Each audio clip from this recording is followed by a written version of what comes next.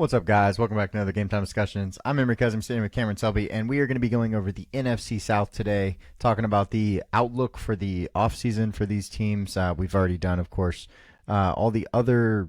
I'm sorry.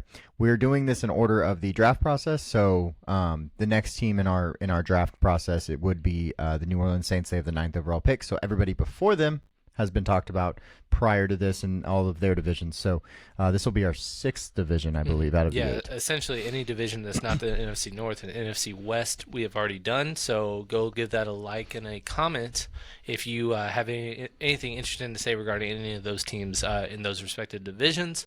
We're also doing a ton of draft content. Combine's happening this week.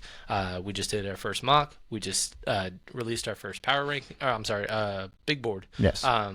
So be sure to go check those things out and let us know what you think. But we are going to kick it off with the NFC South, being the New Orleans Saints.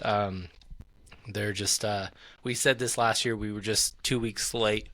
But it all still stayed true. One of our bold predictions was them having a top 5 pick. Well, they did. They missed out because they won too much too early, and then after that, it just kind of snowballed from there. They're in absolute cap hell. Dead last by a wide margin, minus $47.8 million as of this recording, and that's after a couple of restructures to get to that point. So they have a ton of work to do, and their roster is about to be absolutely gutted. I know you do see notable departures, only being 3 guys, but that will surely increase to get themselves under the, back to the green or the black, so to speak, before the offseason begins. Yeah, they won the first 2 games 91-29, and we both were like, there's no way. We were so wrong about this. And then all of a sudden it was like, oh, just kidding. How about, 7 straight losses or something like that? I just it's an older team on defense, or it had been an older team on defense. So that's something that I think we will be watching for. They are losing a couple guys on defense. Demario Davis is older, of course, and then Cameron Jordan is from the 2011 draft, so that tells you anything about his age. They also did lose their starting corner in Marshawn Lattimore, so he got shipped off to the Washington Commanders. So they're kind of in flux. They've got a lot of stuff they need to do, and there's no way to do it. So that's kind of the problem here. Yeah, exactly. And guys like you said, Cam Jordan, Demario Davis, Tyrann Mathieu, all these guys that are good quality players that could be starters on Super Bowl contending teams that are just kind of like, hey, you're not really fitting the current trajectory of where we're going. Mm-hmm. And so those are probably some of the first departures.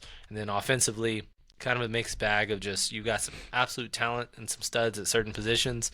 And then there's some really bad with certain spots. Wide receiver 2, 3, 4, tight end.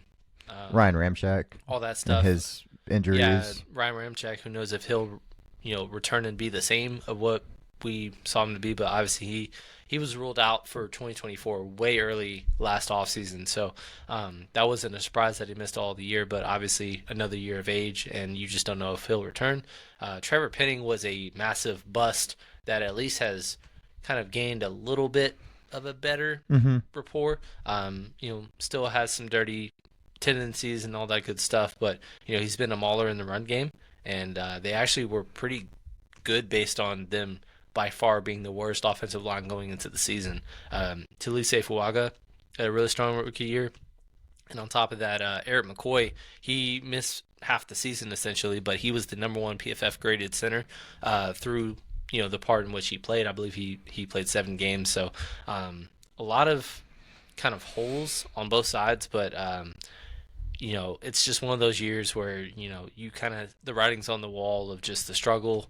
It's going to be a tough year, but, nothing can really be done about it until next season. And so, that's one of those things with new head coach Kellen Moore, who, they brought him in, Super Bowl winning offensive coordinator for the Philadelphia Eagles, and he had been at same role with the Chargers and the Cowboys in previous stops as well. This isn't a 1 year. They would have brought somebody else in if this was just a 1 year, like, hey, you're going to get us through the shit show, and it is what it is. I anticipate this being a multi-year rebuild, and they're actually going to back him as long as he keeps it in the right way. And maybe, we saw Denver last year with no cap space instantly compete. They're one of the weakest divisions. They have the second easiest strength of schedule. So there are pieces to possibly be a surprise, Right. and do better than anticipated. But at the end of the day, the ceiling is severely capped with the current situation that they have. I personally see them more like New England.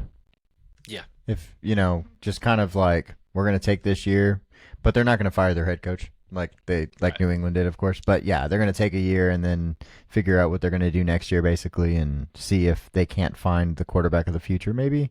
I don't really know what they're going to do with the draft picks. It's just, Derek Carr is not the answer. Yeah, Is but the the problem, thing is, but they're going to have to move forward with him Yeah. because it won't save any money. Nope. Of all the guys that they could possibly cut, he's not one that they can cut, and it actually makes sense.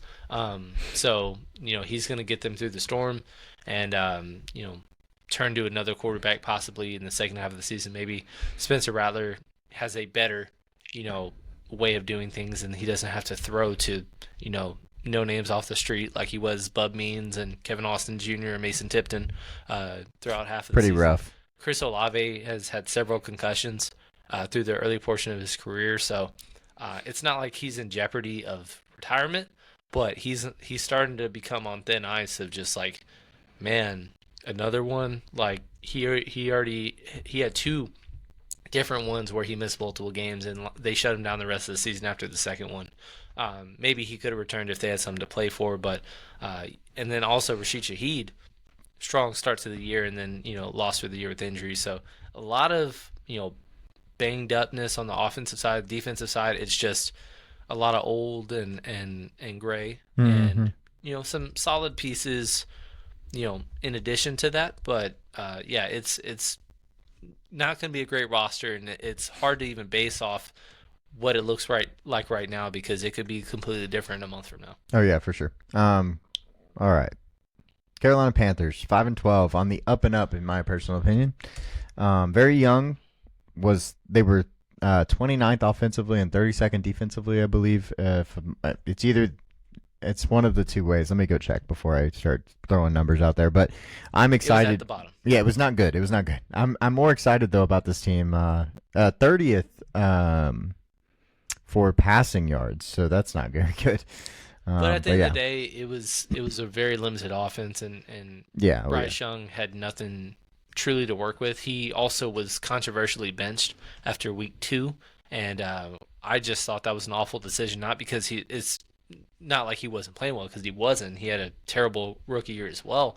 But it's just like you gotta read the room and be like, hey, what is he working with? Mm-hmm. And this wasn't you got Pro Bowler this here, one of the best offensive lines, and you're still not working out. Anthony Richardson. This is your fault, right? Y'all's fault for the roster I inherited, and on top of that, you traded multiple firsts for me, so you had the worst record in the NFL, and you couldn't even draft with the first overall pick. Like that's how the kind of thing it was going into this year.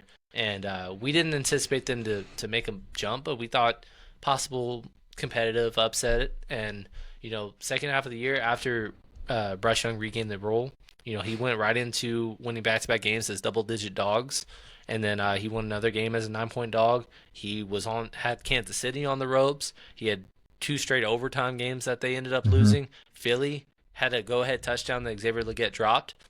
Like, he was in and also making big time plays in big time moments, and then also for what it's worth, knocked Atlanta out of the playoffs by dropping 44 on their head. So yeah, he had a really strong resurgence in the second half of the year, but really, other than Chuba Hubbard having a really strong year this past year in the absence of Jonathan Brooks, and then also when he retore his ACL, Xavier Legette had a really rough rookie year as working as a wide receiver.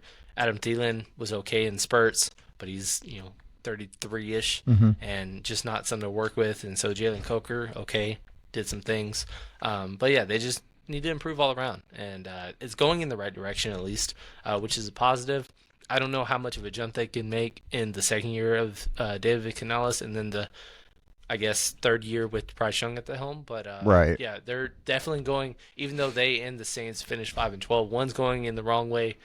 They're actually going in the positive way, which is at least intriguing and encouraging. I actually think if I look at their roster, I don't hate their roster. That's a nice thing. You know, like Mhm. because their O line they actually did put together really well. Finished Chuba, eighth this yeah, past year according to PFF. yeah, Everybody missed a game, and they still were able yeah. to get it done. Both corners, I'm happy with. You know, if you talk about J.C. Horn, Dante Jackson, you know, Derek Brown getting injured hurt them for their stopping the run and stuff. But like, I think it's not like there's a couple pieces I think they need to add. It's not that. I just think they have a chance to be able to add those pieces, especially having a little bit of cap space. All of these picks in the top part of the draft, which this draft is really deep. So even if you don't have a second rounder, it's still a really deep draft. So you could have a chance. They have one second rounder. I'm sorry, the 57th pick. They lost their own second rounder. I apologize. So they're looking up. I mean, like you said, it's the NFC South. Anything can happen in the NFC South. Exactly. It's not like you got to win 12 games to win. Right. The one thing that's kind of certain is almost certain is that you feel like there's only one team that's going to win the division. But say Atlanta just continues to just underwhelm, Tampa Bay takes a step back, whether it's due to injuries or maybe they just age depth wise they didn't really replace well. 8-9 or 9-8 is not out of the question. Based on how they finished the season last year. Yep. And then we'll go over to the next team, Atlanta Falcons. Biggest disappointment of the 2024 season. And me and you went back and forth on this before the season, and I was like, I don't know. And you were like, I think you need to give Atlanta more credit. And I was like, okay. So I did in the weird way. And I was like, but at the same time, it's just, I just feel like Atlanta just finds a way to lose, man. And there are teams that find ways to win, and there are teams that, always have, they're Cleveland's of the world and stuff. They have one good season out of like 20, and then it's like, okay, yeah, but yeah, and it's tough. They were essentially the Jets of the NFC for me because we were kind of on separate roles regarding the Jets. Yes. But then with the Falcons, they were just kind of, to me, on paper, by default, the best roster. And I still kind of feel that way. But at the end of the day, they just really underwhelmed. They didn't win games close. Kirk Cousins had an atrocious 0 touchdown, 8 interception stretch that lost him his job. And, I mean, this whole, disaster of a season started the moment that they drafted Penix after just signing Kirk Cousins. They could have done a lot of directions or moves. It's not like I faulted either move. It's the combination of those two moves is what did it for me. So looking back on it, yeah, should have seen the writing on the wall. But there were bright spots. At the end of the day, there's two areas that this team needs to fix, and it's their pass defense and it's their pass offense. Mm-hmm. And basically, Michael Penix, now it's your turn. What are you going to do with it? We've been churning out quarterbacks left and right. Basically drafting skill players in the top 10 every year. You got a top 10 offensive line. Yeah. And, what are you going to do with it? He has the pieces. Unlike what we saw that Bryce Young inherited. You inherited Bijan. You inherited Drake London. Kyle Pitts is not panning out at the very moment, but guess what? Is what it is. Like he's your third option. Darnell Mooney's been great. Has been great. Like I was about to say that. Offensive line has been a mainstay for multiple years in a row now. Chris Lindstrom, for the third straight year, was the number one graded offensive guard for what it's worth, and everything around it is pretty solid. Every lineman graded above 70.0, which I don't know how many teams did it. It's probably next to none other than them. So offensively, you have all you ask for. Defensively, I like pieces of their defense on every part of it. Oh, yeah. It's just incomplete. And so these recent drafts, I think it could have become great if they invested early, but they chose to go other directions with their top 10 picks when they had them. Now they no longer have one. So you really got to turn out a really strong defensive performance. Last year, they had the second fewest sacks, second most passing touchdowns. Mm-hmm. So neither side of the ball worked, but A.J. Terrell, I like a lot. Yeah.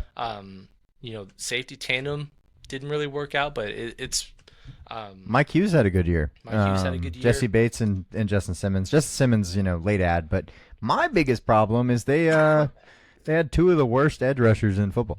Like, you have to do better, especially in two of them. In the most important position, we can talk about on the defensive side of the ball is probably the edge to most people nowadays. And both of their edge rushers had a 43.0 grade. Yeah. That's 117th. They tied for 117th at 119. So Mhm. that's got to get better. I do know that Matthew Judon is now a free agent, so he will be gone, especially because he didn't do well. So we'll just have to see if they can add to that position mostly. And Yeah, like I said, they've just chose to do different directions and say, hey, we're going to rely on our depth, and they just haven't hit on those depth pieces. Mhm. Rukaroro was a guy that we just were very puzzled by because he wasn't even close to our top defensive lineman, but all of them were on the board at the time when they made that pick. And, Tavondre Sweat had an awesome rookie year. I think Jerzon Newton came in banged up, so it was a little up and down. he also played for Washington, who has 12 freaking defensive linemen. Exactly. He kind of, didn't really. He was kind of lost in the shuffle a little bit in certain regards. But like you said, they really haven't hit on a lot. And then Matthew Judon, they traded pretty decent draft capital, if I remember correctly, and obviously he's moving on. It's a lot of holes to fix, but certain spots that I feel really good about. Jesse Bates, AJ Terrell, Grady Jarrett are all strong, solid pieces to build behind. And then Arnold Obidike, I think, was one of the leading tacklers in the NFL this year. So, you're basically in half complete. Can you continue to move on and move forward? Oh, yeah, absolutely. And then we have one more team, a team that just keeps winning and has a quarterback that pushes them over the top, which maybe if I would have told you that Baker Mayfield was as good as he is 2 years ago, no one would have believed me. It just would have been like, no, he's bad. Stop. He's not a gunslinger. He's not that good. Well, guess what? Baker Mayfield is making things happen. He was always just what he was. He's a Brett Favre-esque player that went to just very poor situations in both respects, and because of his will to win and him being a competitor, he was able to bring his career back from the dead. Essentially, that Thursday night game when he signed with the Rams, I believe on Monday, crazy. And then Thursday led a 90-plus yard drive against your very Raiders to win was one of the most impressive things I've ever seen. And obviously that won him the job and right to sign with the Bucs. Mm-hmm. Being Tom Brady's predecessor. Predecessor. Yeah, predecessor. With Tom Brady, which that's big shoes to fill. Even if he was only there for a couple years, he brought Tampa Bay a Super Bowl, and yet 2 straight years, 2 straight division titles. All 3 years that Todd Bowles took over as head coach, he's been the division winner. It's been a great run, and every single year, even though one year it was 8-9. Again, this has been the bottom division, so it's not like he's taken down powerhouses or upset people right to get where they were, but they've improved every year, and this year it was no different. Nope. Couple guys that are free agents though, Chris Godwin and Levante David are long-standing Bucks. I'd actually expect Levante David to come back. I hope he does. Just retire a Buck. Yeah. And to my surprise, Chris Godwin, it sounds like they're trying to open talks towards an extension or being re-signed, which is cool because he was having another fantastic year and unfortunately broke his leg in garbage time. Absolutely heartbreaking. But now at least with the Jalen McMillan doing as well as he did his rookie year. Now it's a 3-headed monster, and Chris Godwin, we don't need you to have 110 receptions and 1,000 yards and be the elite wide receiver 2 that you've always been. You can just kind of be 2A, 2B and take turns. And then Mike Evans, as he's aging out, it's just a solid 3-headed monster if you're going to go that route. And I like Cade Otton. Cade Otton's solid. Bucky Irving had a good year. 690 all-purpose yards. So yeah, that was 330 more than 360 more than the next highest rookie. Came out of nowhere, but we expected, or we're not surprised in any way, shape, or form that he usurped Rachaad White because he was not good. He was just by default the only running back for Tampa Bay over the first 2 years, and he just had all the touches. He had 300 touches and less than 4 yards a touch. That was the same way last year, but then Bucky Irving, after they were like, this guy, he's getting 6 yards a touch. Let's see if we give him the ball 20 times and see if it works out. And it kept working out. So, he was a huge part of our final basketball team that stood. Oh, yeah. He was, the RB1 for that team. That's how it kind of ended up. Tristan Wirfs one of the fun stats of the year was he became the first player in NFL history to become a first-team All-Pro at both left tackle and right tackle, which was awesome to see because, started his career at right tackle. I think it was Donovan Smith that ended up, they moved it on from. And, he's just stepped right in and just been one of the best offensive linemen since day one. It's funny because there were so many tackles in that class that went before him, and he's the only one that truly panned out based on, where they were being drafted. He's been incredible. Graham Barton, you mentioned on another episode how well he transitioned because we just were like, hey, just put him anywhere and just let him work, and he did great. Cody Mosh, he went viral as like the no front teeth lineman in the that's right. in the combine a couple years ago. He had a breakout year this past year. Ben Bredesen had a breakout year as well. So a lot of good things about offense. It's defense what's going to be the key, because it's not like they're losing a ton of starters, but basically all of their depth on the front seven is gone.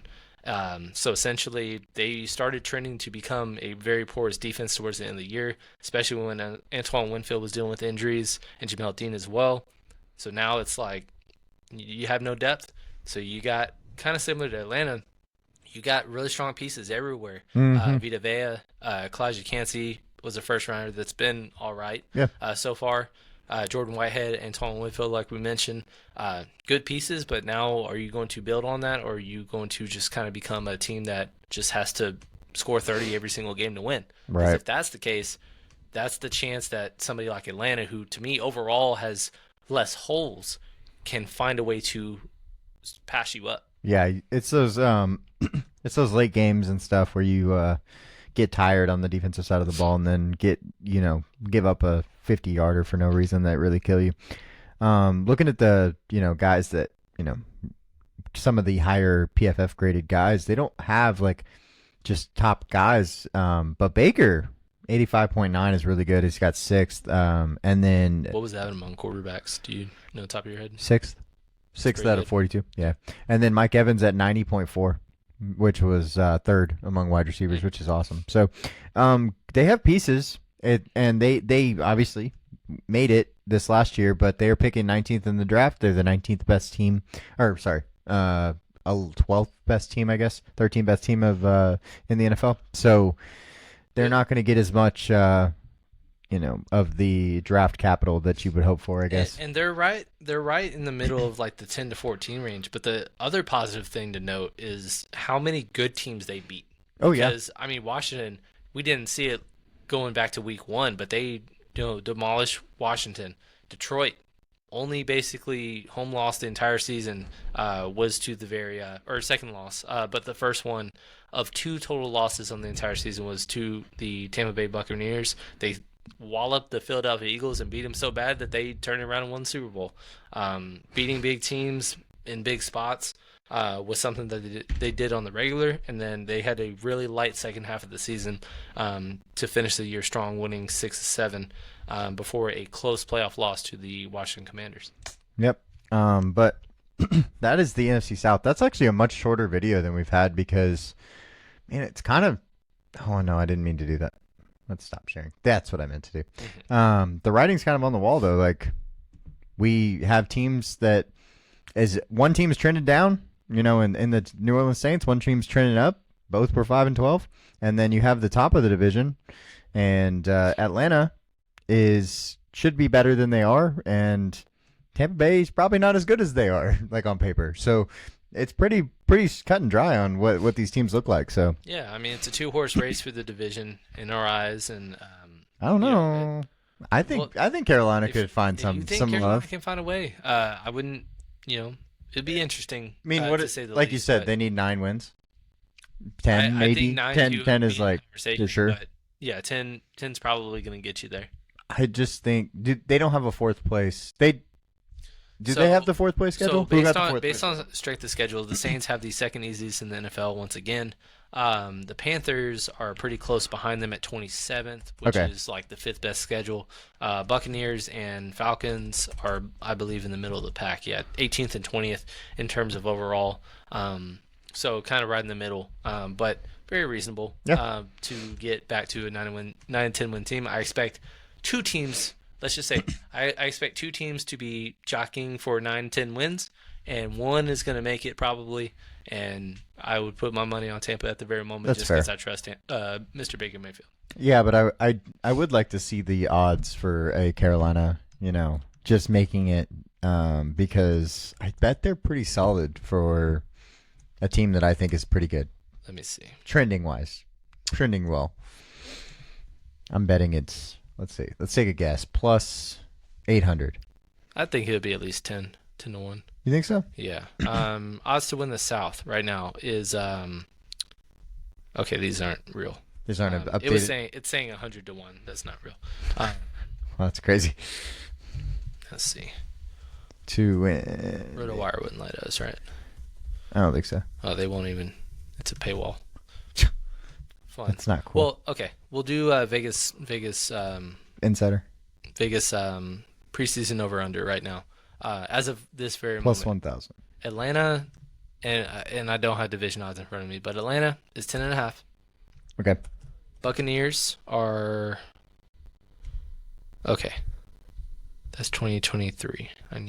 So I'm showing odds from Vegas Insider, plus 100 for Atlanta, plus 300 for Tampa Bay, plus 340 for Saints, and plus 1,000. So that seems wrong. It's got to be last year.